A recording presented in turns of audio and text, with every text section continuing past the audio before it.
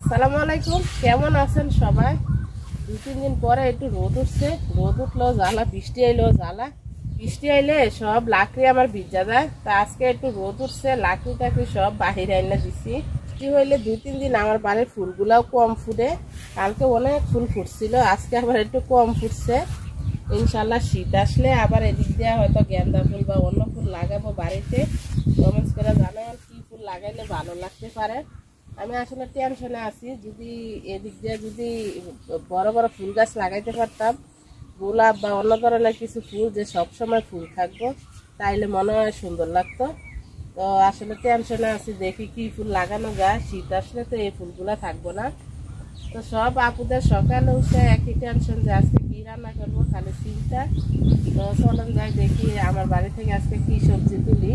তো সকালবেলা আগে উঠতে চুলা টুলা পরিষ্কার করে নিছি, চুলা লেপা নিছি, ঘর পরিষ্কার করে নিছি।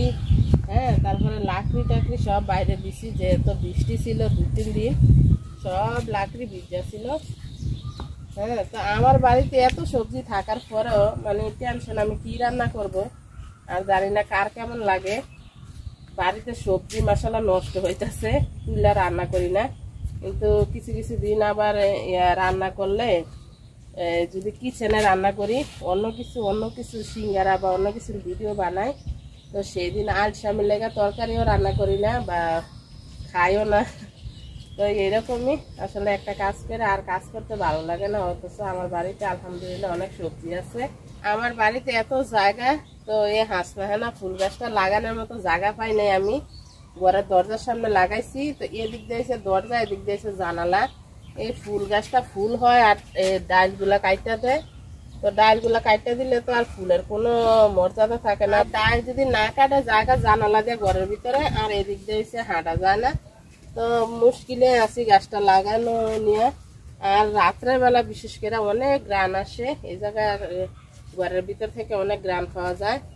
আর আমার এই যে আর একটা ফুল গাছ দেখেন, রঙ্গন ফুল, কি পরিমাণ কলি যে আইছে দেখেন। এই ফুলটাও খুব সুন্দর লাগে যখন ফুলগুলা ফুটে।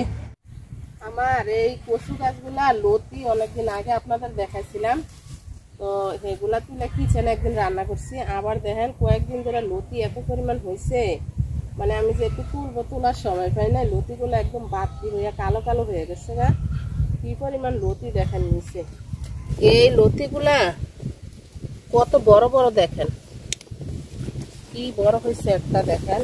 তো কেউ কচু গাছগুলা লাগাই নাই, এমনি এমনি হয়েছিল। মাটি যে ফালাইছে, নতুন মাটি, মাটি থেকে হয়েছে। তুললে দেখবেন 1 কেজির কম হইব না, বেশি হইব। ওই পাশে আরো আছে কচু গাছ, সবগুলা লতি তুলবো আমি আজকে। লতি দেখেন হইয়া এই যে উপরেও গেছে গা। আর এই কচু গাছের এই লতিগুলা বর্ষার দিনে তুললে একদিন যদি রোদ্রে রাখা দেওয়া হয়, এমনি তো গলায় ধরে না, রোদ্রে রাখলে আরো গলায় ধরে না। লতিও দেখেন, একটা লতি থেকে কয়টা লতি হয়েছে দেখেন। এই যে একটা হয়েছে, এই একটা হয়েছে, এই যে আরো 2টা হয়েছে। একটা লতি থেকে আরো লতি হয়েছে। আর সময় মতো লতি না তুললে যে আর একটা কচু গাছ হয়ে যায় এখানে। দেখেন কি বড় বড় লতি। আমাদের এদিকে লতির অভাব নাই, প্রচুর লতি পাওয়া যায়। লতি কিনা খাওয়া লাগে না, অনেক কচু গাছ আছে।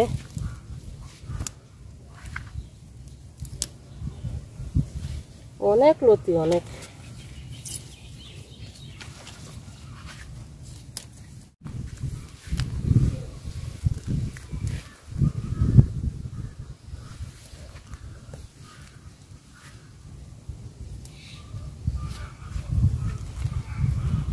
এইখান থেকে দেখেন এই লতিগুলা তুলে নিছি।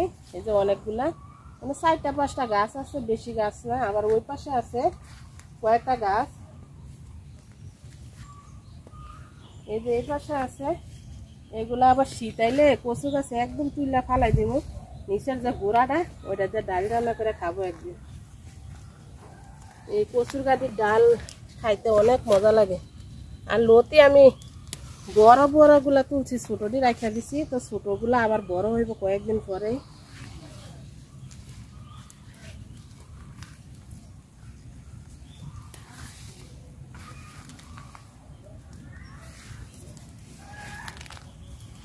ছোট্ট একটা কচু গাছ দেখেন কিভাবে লতি হয়েছে।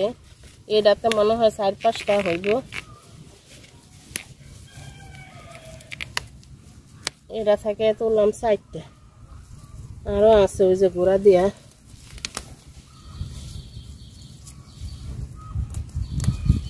লতি দেখেন তুইলা নিছি, 1 কেজির বেশি হইব, কম হইব না।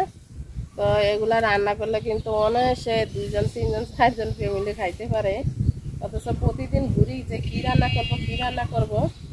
লতি যে তুইলা নিছি আজকে রান্না করব না, এগুলা রাইখা দিব, কালকে রান্না করব। রোদে রাইখা দিলে হ্যাঁ এমনিতে পানিটা একটু টানলে আর এগুলা গলায় ধরবো না।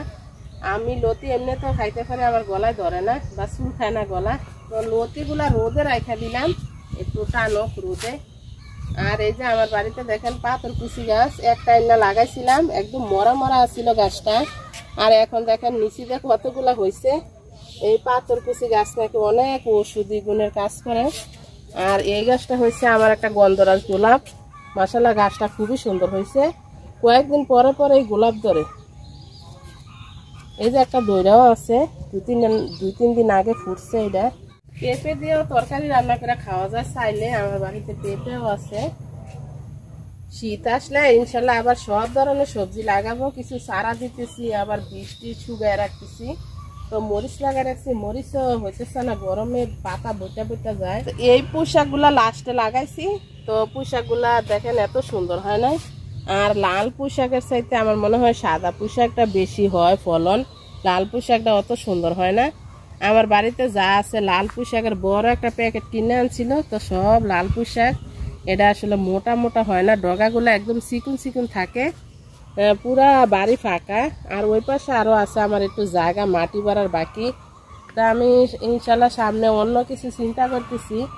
সবজি করে আসলে পুষে না, অন্য কিছু দেখি বাগান করব বা সবজি করব না, যে ফল টলের বাগান করব অন্য কিছু।